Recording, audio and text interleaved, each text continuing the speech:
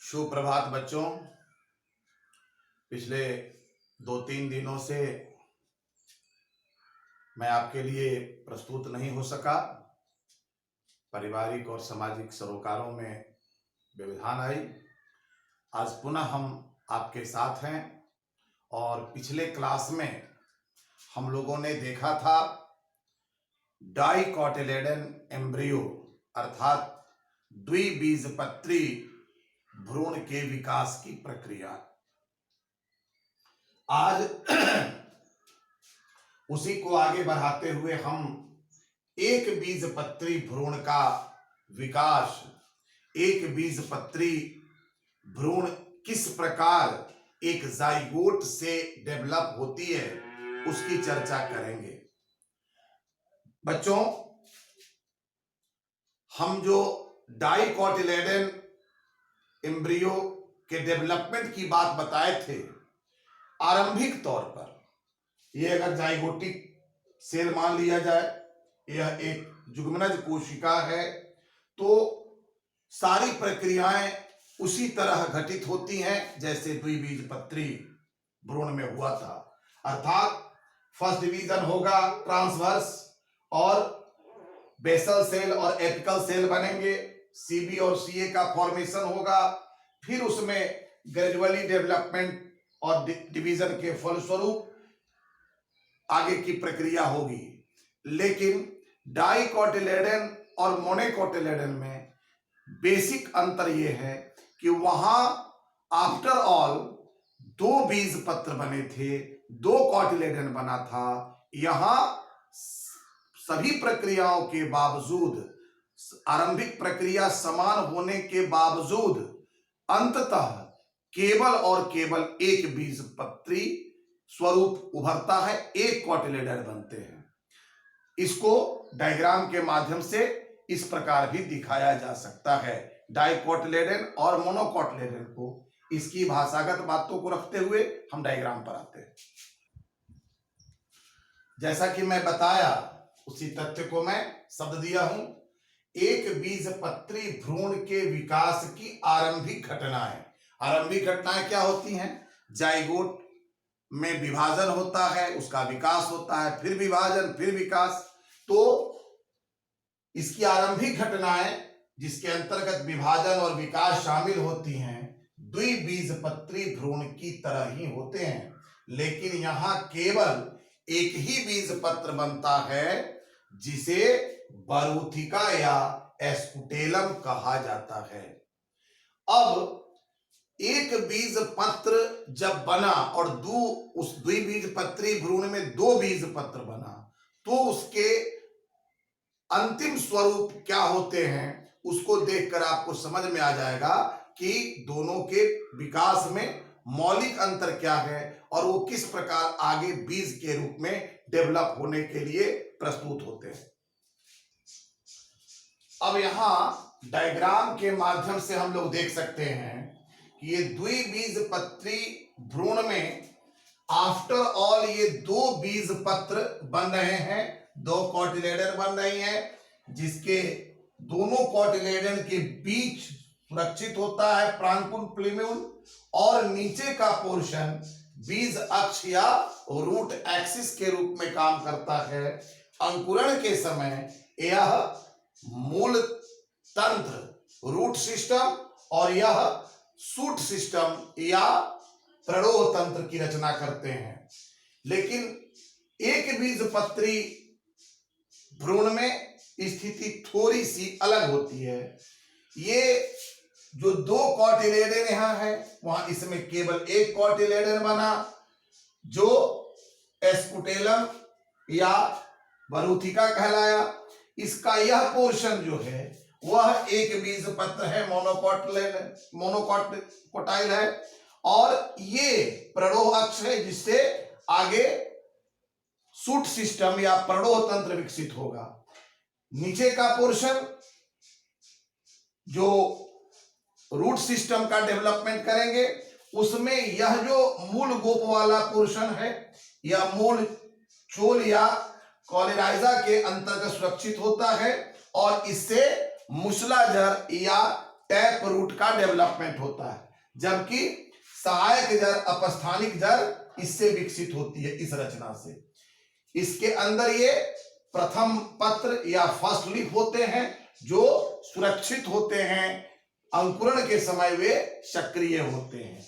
इस प्रकार आरंभिक दौर में जाइगोट से विकास की जो घटनाएं हैं वो समान रूप से घटित होती हैं, लेकिन अंततः दोनों के स्वरूप में यह बेसिक अंतर देखा जाता है। इसको भाषा के रूप में इस प्रकार दिखाया जा सकता है। जैसा कि आपने डायग्राम में देखा, एस्कुटेलम के भ्रूणीय अक्ष के एक तरफ, वो पूरे एम्ब्रियो में एस्कुटेलम जो है वो भ्रूणीय अक्ष के एक तरफ स्थित होते हैं। भ्रूणीय अक्ष के निचले सिरे पर मूलांकुर तथा मूल गोप रूट कैप स्थित होते हैं, जो अंततः अंकुरण के बाद वो रूट सिस्टम का डेवलपमेंट करते हैं। यह मूलांकुर और मूल गोप बिना विभेदित पर्त से घिरा होता है, जिसे मूलांकुर चोल या कॉलोराइजा कहा जाता है। ये मूलांकुर चोल हुआ जो बीज में अंकुरण के पश्चात रूट सिस्टम का डेवलपमेंट करेंगे। अब प्रांकुर चोल की बात करें तो एस्कुटेलम के ऊपरी भ्रूण अक्ष बीज पत्रोपकरी कहलाता है।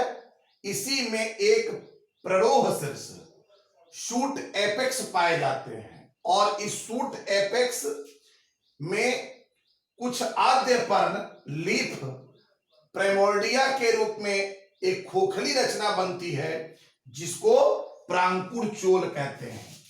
इस प्रकार ये प्रांकुर चोल और ये मूलांकुर चोल दोनों अंकुरण के पश्चात बीज में जड़ तंत्र और प्ररोह तंत्र के विकास के लिए उत्तरदायी होते हैं। मूलांकुर चोल से जड़ तंत्र और प्रांकुर चोल से प्ररोह तंत्र का विकास होता है। इस प्रकार भ्रूण का स्वरूप यहां एक बीजपत्री और द्विबीजपत्री का संपन्न हुआ। अब हम यह विचार करें कि क्या सभी प्रकार के बीजों में एक ही भ्रूण पाए जाते हैं? तो जवाब है नहीं। हमारे प्रकृति में हमारे बहुत सारे ऐसे पौधे हैं जिसमें बीज में एक से अधिक भ्रूण की उपस्थिति होती है। ऐसे सिचुएशन का हम अध्ययन करेंगे जिसे बहुभ्रूणता के नाम से जानते हैं। अब हम लोग देखेंगे कि बहुभ्रूणता क्या है और वो उसका उदाहरण क्या है। अब हमें भ्रूण के जो धारक हैं, भ्रूण की उपस्थिति कहाँ होगी? बीज में। अब हम ये देखें कि एक बीज में भ्रूण की किस प्रकार की उपस्थिति है। सामान्यतः जनरली एक बीज में एक ही भ्रूण की उपस्थिति देखी जाती है, लेकिन कुछ पौधे ऐसे हैं जिनके एक बीज में ही एक से अधिक भ्रूण की उपस्थिति देखी जाती है। और एक बीज में जब एक से अधिक भ्रूण पाए जाएंगे, बहु का अर्थ ही पॉली होता है, मेनी, मतलब वैसी स्थिति जिसमें एक बीज के अंदर एक से अधिक भ्रूण की उपस्थिति हो, यह स्थिति बहुभ्रूणता या पॉली एम्ब्रियोनी के नाम से जानी जाती है।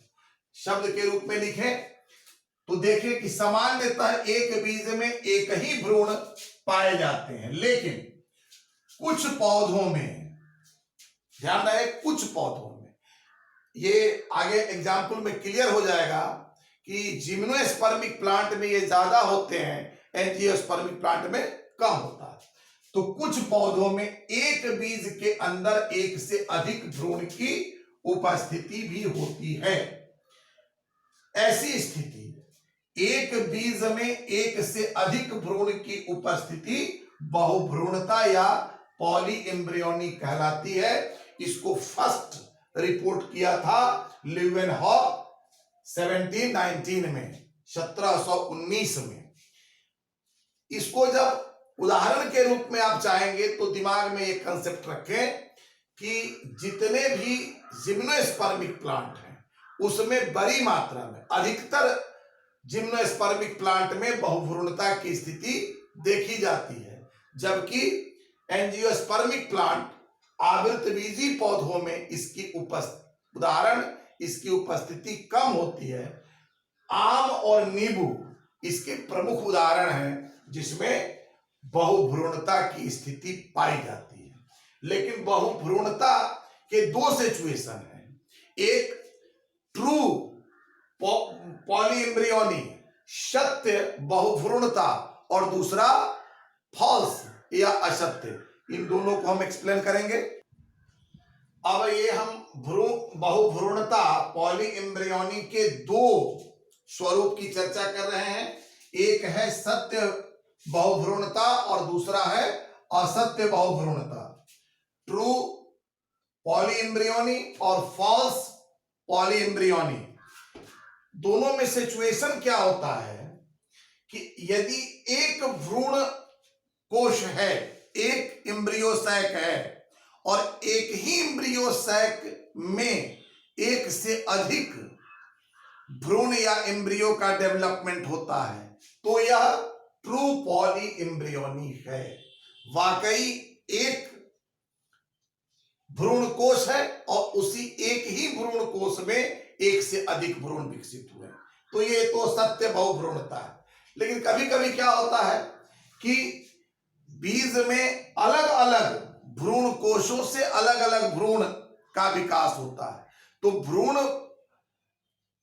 संभव है कि एक से अधिक हो, लेकिन उस सभी भ्रूण के लिए अलग अलग भ्रूण कोश हैं, तो ये बहुभ्रूणता का असत्य स्वरूप है, फॉल्स पॉलीएम्ब्रियोनी है, क्योंकि सभी भ्रूण कहीं ना कहीं अपने अपने भ्रूण कोश से विकसित होते हैं।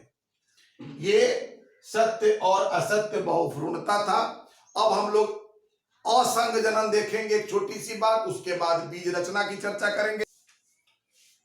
असंग जनन, एपोमिक्सिस। बच्चों, पौधों में जो लैंगिक जनन हम लोगों ने देखा उसमें निषेचन के पश्चात बीज फॉर्मेशन, बीज के निर्माण की बात बताया मैं। भ्रूण का विकास भ्रूण कोश के अंदर किस प्रकार होता है, इस पर चर्चा हुई। लेकिन कुछ ऐसे पौधे हैं जिनमें निषेचन के बगैर भी बीज के विकास की क्षमता होती है। वे निषेचन नहीं करते हैं लेकिन बीज का फॉर्मेशन करते हैं। ऐसी स्थिति को असंग जनन कहा जाता है। पौधों के लैंगिक जनन में आप ध्यान देंगे, सामान्यतः निषेचन के पश्चात बीज बनते हैं, ये जनरल कंसेप्ट है। लेकिन कुछ पौधों में निषेचन के बिना भी बीज विकास की क्षमता देखी जाती है। तो यहां होता क्या है, तो एक प्रक्रिया, प्रकृति में कुछ भी संभव है, तो एक प्रक्रिया जिसमें सामान्य लैंगिक जनन की जो घटनाएं हैं उसका जगह अलैंगिक जनन ले लेता है। परिभाषा के रूप में लिखेंगे तो वह प्रक्रिया या घटना जिसमें सामान्य लैंगिक जनन का स्थान पूर्ण रूप से अलैंगिक जनन ले लेता है, असंग जनन या एपोमिक्सिस कहलाता है। अब ये असंग जनन की स्थिति अलग अलग पौधों में अलग अलग परिस्थितियों के कारण होती है। इस प्रकार हम लोग एपोमिक्सिस को परिभाषित कर सकते हैं। अगले क्लास में हम लोग देखेंगे बीज का निर्माण, फॉर्मेशन ऑफ सीड, और उसके बाद फल का निर्माण। इस चैप्टर में 2 पॉइंट बच रहे हैं, फॉर्मेशन ऑफ सीड और फॉर्मेशन ऑफ फ्रूट, जो अगले क्लास में मैं बताऊंगा। धन्यवाद।